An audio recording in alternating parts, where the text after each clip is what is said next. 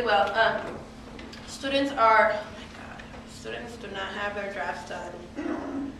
So I've been assigned the moment they sign up and they don't have their draft done. I don't tell them this until they've signed up in their column, and I assign them period 6. And I tell them, if you show me your draft before the 3 o'clock or before the end of class, then I won't put your name on period 6.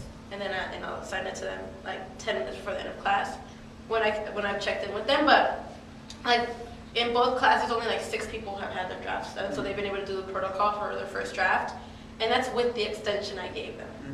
And so, yeah, it seems like it's just that time. I wonder if it's the February break. I don't know, but their essays are due Friday. Thing about kids turning, Yeah, their essays are due Friday, and if it's not in Friday, I'm going to grade them over the weekend, over that week. If it's not in by Friday, they're just getting a 0. Yeah. I'm just like, I'm not going to dedicate more time out of my.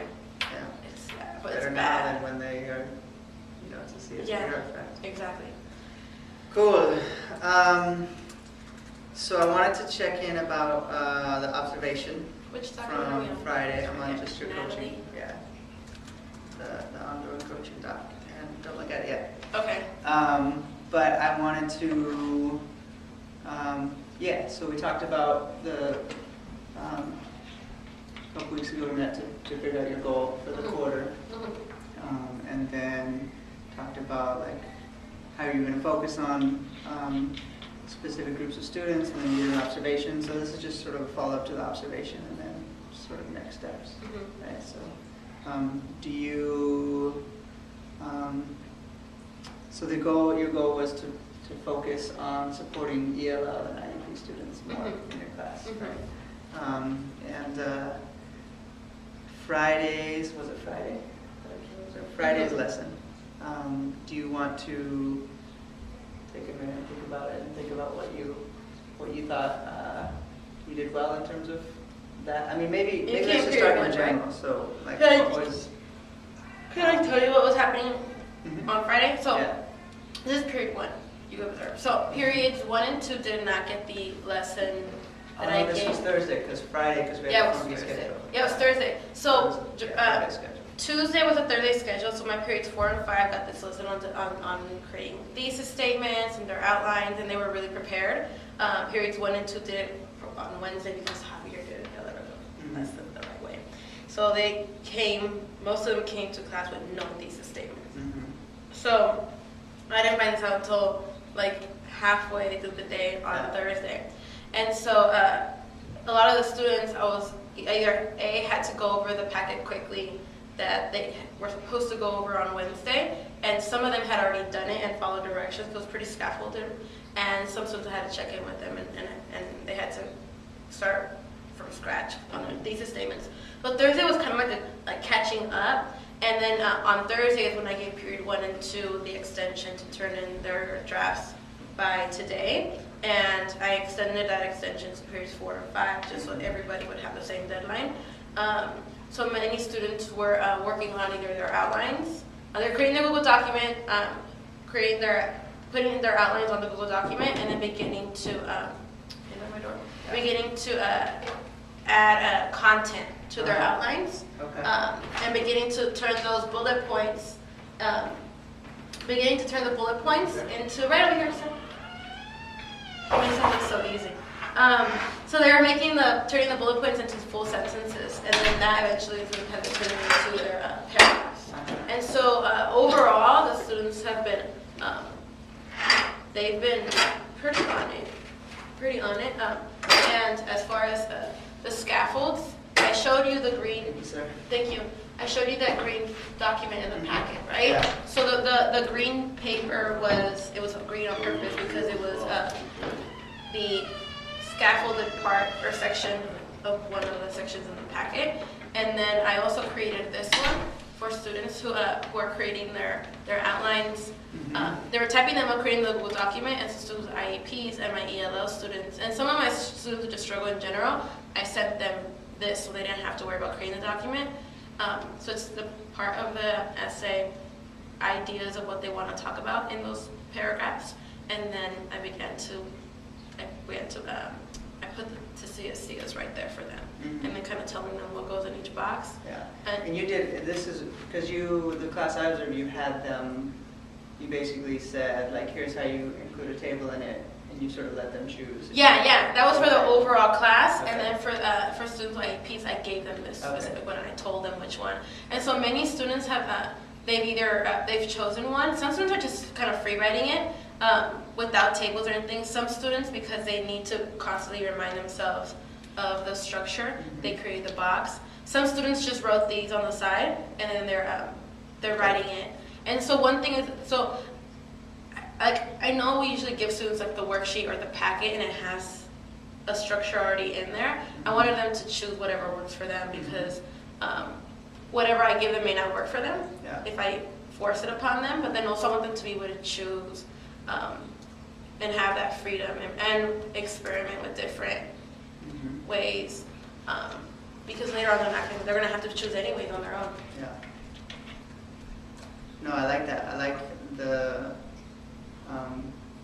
giving them the openness to choose, but also like giving this specific structure to students. So did you give that to all IEP and ELL students? All IEP, ELL, and some students who just in general struggle with like writing and getting their ideas out. Mhm. So students who aren't necessarily labeled as ELL, but I know like you either got some sort of processing or language issue or both. Mhm. So I gave that to both, to all three different types of groups, and then they've shared it with me, so I'm able to kind of like monitor what they're doing. As far as challenges, the only challenge that at least that I've been noticing with students has been how to start the intro. And so I told them, right now start with the body paragraphs, just get them out the way, Mhm. because then, and to have their thesis in their intro, because like their hook will come later. Because sometimes that's where they're getting stuck on the hook because they want it to be engaging, which is cool, but depending on the flow of their body paragraphs, that hook might come naturally to them later. Mhm.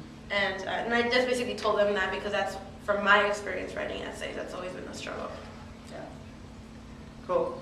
So why don't you take a minute and just look at my notes and think about the lesson, Mhm. specifically with the lens of those students, right? So,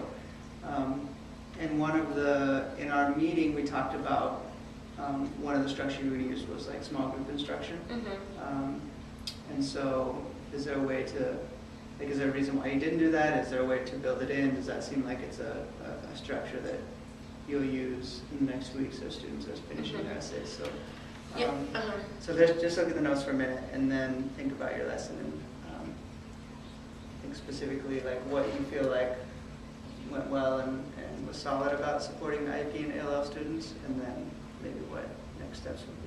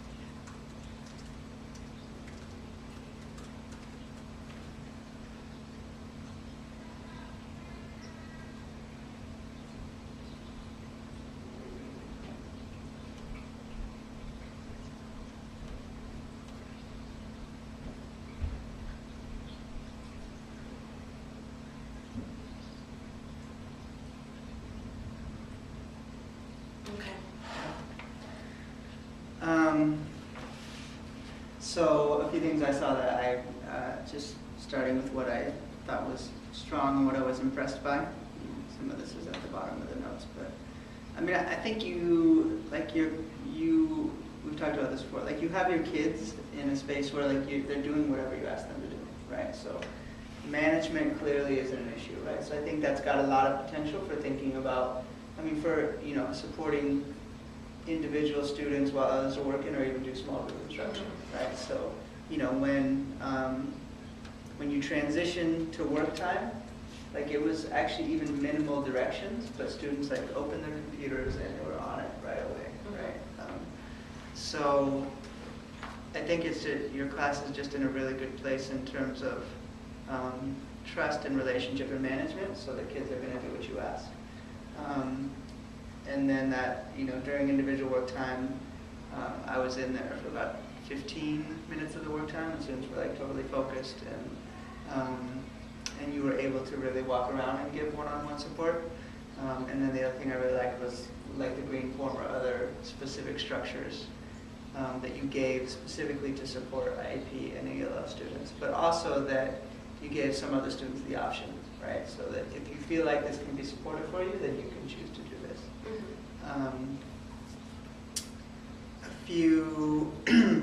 So just a few specific questions that we can talk about, right? Like, what would small group instruction look like? Do you feel like there's some hesitation to that, or is it just that lessons change, so it didn't work out for that lesson on Thursday? Go ahead. Originally, yes, I would have loved to do small group instruction. I wanted them, so I ended up switching it up because I knew kids, because of that lesson, kids across the board were reading at different stages, and I wanted them to at least have the Google Docs set up and out the way and shared. And for that class, I could have had them do like, okay, the first 7 minutes, sign in, create your document, share it, and then if you walked away from Wednesday's class without a thesis completed, sit at this table, and then I could do some small group instruction with them. If you at least have one and just need feedback, sit at this table and get feedback from such and such peers. If you're just working on that, typing up your outline, you can work with the computers here. So like everybody, like I would probably, the students who are writing their thesis and beginning to work on their outlines would have done it on paper, and then they could just close the computer, but kept their computer, so when they're ready, that way they know that. It's not a punishment, it's just I knew you needed additional support before you were able to open the computer. So that would have been something that I could have done differently. As far as thinking back ahead for tomorrow, especially those two classes, those two periods in mind, I may have to do small group instruction with the students who are writing their first drafts tonight, even though draft 2 is due tomorrow. So catching those students up, and there's a handful of students who, so here, these students, where'd it go? Oh man, I erased it. But in period 1, there's 3 students who are still writing their annotated bibliographies, and all 3 of them are students with IEPs. At the same one, so it's just frustrating. Like I don't know what to do. Like I don't know what they do at home. They don't do much in class. Like when I sit with them, they swear they're doing. I mean, they're doing it right, and they're just sitting there. But when I walk away, they're not doing anything. And so I can't be. Do you think they're not doing it because of motivation and focus, or because like they genuinely still need a lot of support and don't know how to do it? I think some of it is focus. I mean, today the rooms were silent. The classes were silent. And one of them just doesn't do anything. I give him a page to read and just simple questions and still wouldn't do it. The other one... even though he's able, to do it. Like, I know he can, the other one, he's sick. So I think that had to do with it today, but I don't know what he was doing over the weekend. And the other one, she's been absent a few days, so that's why so actually like basically a week, adds up to like a week. That's why she's still working on the annotated bibliographies. And she has an extension. I've already communicated with her and mom, but the other 2, like I don't know exactly what they're doing. And sometimes during period 1, like ideally those 2 gentlemen, I would have sent them up, but I didn't book the appointment with Rob ahead of time. But they do work with Rob sometimes. One of them is very, he's great at advocating for himself. The other one is kind of closed off, like doesn't want to work with anybody. So let's. But they're definitely the ones I'm working with tomorrow. Then, like I'm just gonna sit with them. And where are, like, so not those 3 students, but maybe other ELL or IEP students or students who are struggling but are like working? Yeah. Are they here? Are they writing their thesis Somewhere right here. statements? Yeah. Writing draft 1 or getting feedback on draft 1. Yeah, so I had, like Aaron Blair is already here. He got his feedback and he's actually going to be writing draft 2. Another one, he's finishing draft 1 and he's using the structure that I had for this one. And he was just like breezing through it, so it definitely helped him. He hadn't opened it. And so when he finally saw that I sent it to him and he opened it, he was like, oh, this is easy. So he just starts plugging things in. So he's pretty much going to be here tomorrow night, assuming he goes to period 6 and gets it done at home. But yeah, he seemed like to not need additional supports. And so period 1 is the one where I have about 5 assumed IEPs, and then period 4 there's like 2, and then period 5 there's like 3 or 4. So I have to wait to kind of assess whether is it just my period 1 who's struggling because they didn't get that original lesson, or is it my IEP students across the board who are struggling here. Yeah. So, but I can't have an accurate. Okay. What's your sense right now? What's the small group lesson? So like, not necessarily. Like it sounds like the kids who are way over here, those 3 students. It's not necessarily like maybe they know how to do it. They just haven't done it, right? So, what's the group that you're going to work with next time? What's the skill? Like, what is your instruction on? Is it around thesis? Are they beyond that? Is it around organization? And I mean, if you don't know, that's fine. But I think that instead of focusing on like the individual students who are like way behind, what's the sort of the learning edge of the students who are, coming to class, who are doing the work, but aren't necessarily getting what the whole class has gotten so far. Can that change every period depending on where they're at? Yeah. I think for let's say tomorrow, so tomorrow I'll do small group instruction, and period 1. There's those 3 assumed IEPs who are working on their annotated bibliographies, plus 1 student who lost hers and they were handwritten. So it's actually 4 people here. But she'll get it done overnight. I already know that. But maybe those 3 students, because writing their draft 1 is very, very independent exercise, and you don't necessarily need someone sitting next to you. My small group instruction will focus on those in red for period 1. For period 2, how many? I feel like period 2 are either writing, period 2 they're either writing their very first draft, okay? Please come over. Right away. Or they're writing draft 1. Hope you feel better. So for period 1, so they're mostly here. So I think the students who are here, who I know won't finish it tonight, then I'll sit with them and see, are they having issues with their body paragraphs? Although I think most of them are just getting started. Yeah. So possibly giving a small group instruction, how long should a small group instruction activity or what last? Yeah, I mean, I think if the whole group is working, 10 minutes, Okay. 15 max. So maybe period 2 will be on these students who are having, because I know that it's at least 5 students. But then also a small class, so people were absent. So that's another thing that, how do I get a correct estimate if it's going to get thrown off when kids come back tomorrow? Because there was at least 7 students in each period, these first 2 that were absent. Really? Like there's a lot. And at first I thought it was because it was a holiday, and I looked online and it's not a holiday today. So that was really weird. I'm going to see what period 4 and 5 are, and that way I can figure out what they're. Yeah, that's definitely tricky. I think just in terms of your thinking of not necessarily just thinking of individual students, grouping small groups in terms of individual students who need support, but really thinking of the skill that's like the key skill that those cohorts of students aren't getting, and who needs that skill, right? So it might not be every single IEP or every single ELL student, right? It might not even be every student who's behind, because they might be behind for different reasons, because they're absent, because this or that. But like, who are the students that really need that particular skill that you're going to give for that 10 or 15 minute small group mini lesson? And yeah, it might be different from period 1 from period 3, although I it was rare for me or it's rare for me that it is that different, right? Usually students across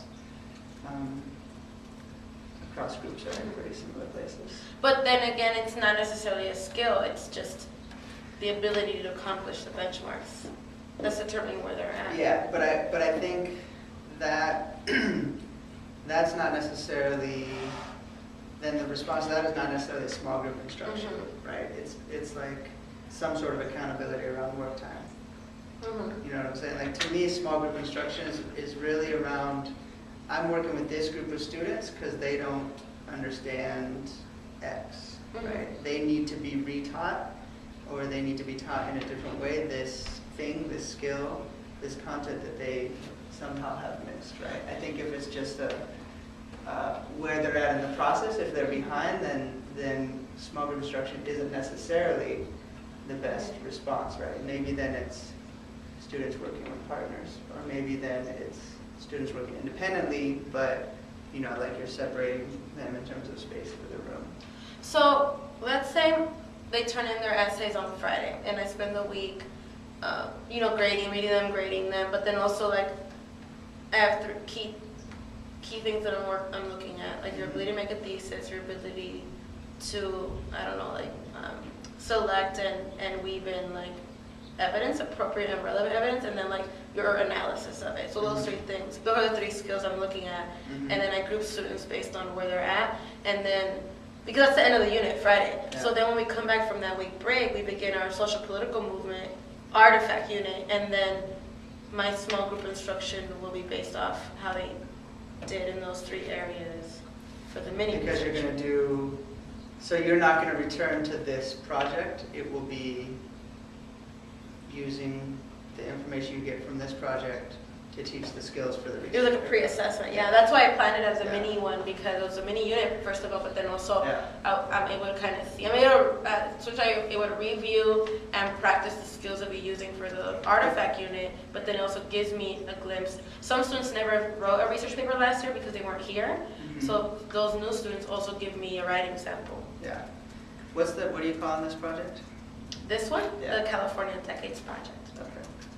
Yeah, no, I think that's actually right on. So I think that the information you get from the Decades Project, to me there's, you know, there's like subsets, right? So I think there are going to be things that you need to reteach the whole class, right? And then that becomes a whole class lesson.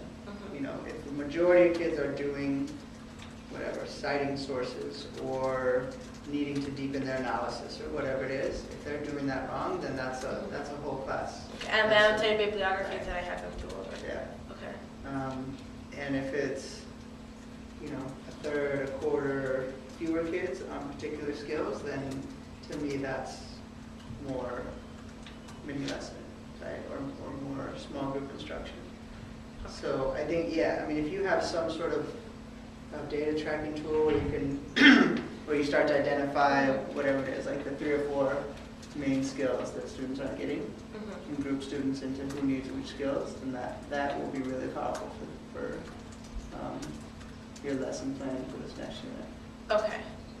So when grading, use the data collection tool. And like identify how many skills should I, so when I'm grading, I definitely want to look at their ability to make a thesis, analysis, their use of evidence, and also like what they choose as evidence. I'm wondering, should I just focus on those 3 things? Or maybe as I'm reading them, I'll realize. Say that again, thesis? Thesis, evidence, and analysis. Yeah. Yeah, and I think more will emerge as you're reading them, like more Yeah. very specific skills, but I mean, to me, those will probably be whole class lessons, right? Like you're going to do a whole class lesson on, you know, writing your thesis for your research paper. You're going to do a whole class lesson on evidence. The small group instruction, I think, is maybe more specific, right? So, yeah, and maybe it's, you know, something as specific as MLA citing for sources, right? Which you taught them, probably a lot of kids have gotten, but maybe there's, you know, a handful of students who are still struggling, right? So Like finding reliable sources, which most students should already, most of them know. Yeah. Okay. Yeah. Yeah. And I don't think it should be overwhelming, like maybe 3 or 4 things that you spread out over a few weeks, not like many lessons. And I don't think it should be like this exhaustive list, right? Like it's buckets literally where, it's like, here's the students, here's the skill I've identified, right? Here's my list of students that need to be retaught that skill. So you can just, when you're doing the planning, like, okay, I'm doing my small group lesson on this, like these are the 7 kids that I'm going to call over and work with during that time. Okay. Yeah, but I think that's great how you set it up to have this project sort of be practice for the research paper, and then using that data and information to inform your lesson planning. I think it's going to be right on. Okay. The other, just quick question I'm looking at from my notes is just thinking about when you were doing, so individual work time, students are on it right away, and then you're walking around checking in with individual students. Do you have, is there some sort of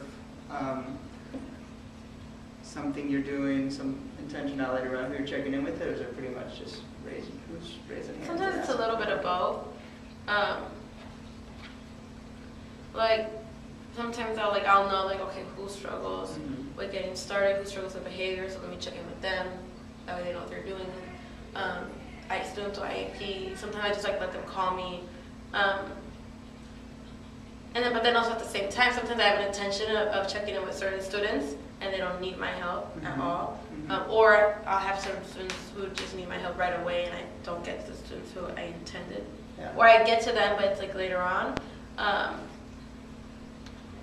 I feel like most students are pretty good at voicing when they need help. Although there's a couple students with IEPs who don't advocate for themselves at all. And so I'm trying to remember, we have to go to them because sometimes it's so easy for them to just kind of fall back. Totally. And easy for there to be so many students raising hands and needing help that you don't get to them. So I thought, I noticed it and I thought, just bring it up in terms of another way to prioritize supporting IEP and ELL students, just having in your mind okay, we have 20 minutes of work time, I'm going to check with, even if they're not raising their hands or they don't, even if they say I'm good and you see that they're good, like a 30-second check-in, just so you can sort of check them off, okay, they got it. And also, especially for those students who aren't good at advocating for themselves. Yeah, I have Angel, I know for grade 5. Angel, I know he's going to be right here. He hasn't even finished his annotated bibliographies, but I know last class I actually sat with him. So he completely ignored the lesson and people working on their thesis statements, and with him it was just getting started on the annotated bibliography. So I gave him this document, and what he was doing was I wrote down with him was I helped him identify which source. So the sources that we picked, one of them is literally his historical context source. One of them is the source that's going to go with body paragraph 1, and one's going to be the source that put. So his is broken up by source. So I helped him identify which source is going to go with which paragraph. It's only a 4-paragraph essay for him, and then I had him basically beginning to summarize it here, or what are key things that you're learning here, and then the next step, assuming he finished it, is going to be can we start putting it into sentences. So with him, it's a whole different strategy than I would try with somebody like Aaron, who's more independent, or even the students who were having a hard time, who are still finishing annotated bibliographies. I know they can do this. Whereas with this student, Angel, I literally need to be sitting next to him, holding his hand, coaching him through it. So with him, literally, it's a whole different type of support, and he sits with me regardless of where I go check in. Period 5 is pretty independent too, and they can really help each other out. So with them, I feel like it's less raising of hands, and I think it's also because both 4 and 5 got that lesson, which I feel was really, really good. I wish you would have observed that one. That was a really good one. But and I feel like it gives me that freedom to then be able to, and they're better prepared. So gives me freedom to be able to sit with that kid who struggles the most. Yeah. Cool. Okay. That's it. Nothing más? Mm-hmm. So next steps, is there you said maybe tomorrow you can have a small group lesson. Does that make sense, or do you feel like that's? Yeah, I'm gonna, it's definitely gonna look differently depending on which class, Mm-hmm. or like each class, right? Where's my unit plan? So we're 1 day behind. So originally my unit was, or the project was gonna have like the 2-3 page mini research paper, and then it was gonna have like, they were gonna have these Google presentation slides that basically show me images of what connects to what they wrote. Mm-hmm. But I think I'm going to cut that out because one, it's not really necessary, and at the same time, like, because we're a day behind, I don't want to spend an extra teaching day on the Google presentations, Mm-hmm. and then for them to not be really well. Yeah. So, And that's not really what you're trying to teach them, yeah. right? I mean, that's only how they're going to present it, but yeah, you're not trying to teach them how to do a strong Google presentation. exactly. So we're basically here. So students will have completed draft 2 at home. That was supposed to be the Friday, but they're doing that today. So tomorrow what I'm going to have them do, because less students got feedback in class on their draft 1s because they weren't ready, tomorrow's going to be a second day of feedback. Because assuming they did get home the draft 1 done, and students who worked on the draft 2 yesterday will have feedback from a fresh pair of eyes. Mm-hmm. So some students will have gotten feedback twice, once on draft 1 and draft 2, and the other student will have gotten feedback only once because of draft 1, but that's because they were behind. And if they want additional feedback, it has to be done outside of class, so they'll have to share it. And because I told them, like, I'm not playing catch up with you guys. Like, we're gonna keep moving to the next, we're moving on to the next step. So that's tomorrow, Tuesday. Wednesday, Thursday, since we're not doing the Google presentation slides, I don't know what I'm gonna have us do then, because it is a longer period. Maybe Wednesday, Thursday would be I don't know. Well, Wednesday, Thursday, definitely citations and works cited. Mm-hmm.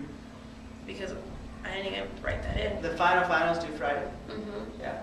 And they have to have done, so that's the 3rd draft that they do, or the 2nd draft? So they're outlining maybe draft 1, draft 2, and then So draft 1 is what they get peer feedback on? And draft 2.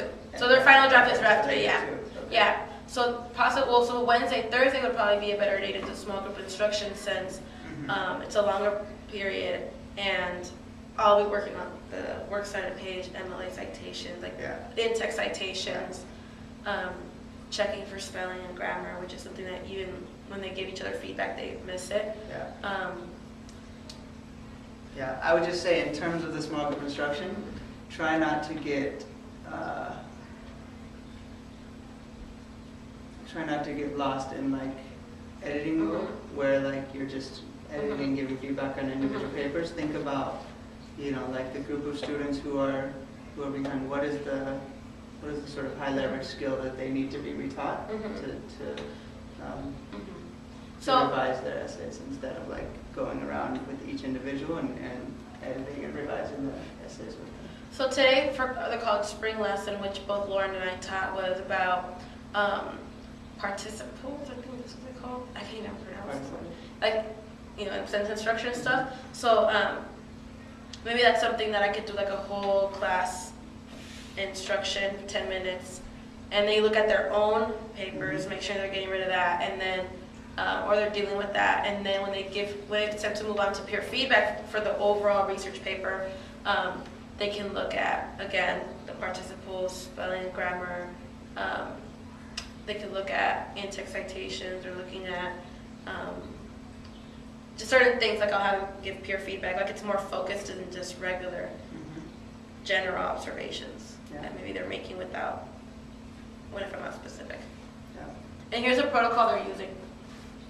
Oh, okay. This is the peer feedback protocol? Cool.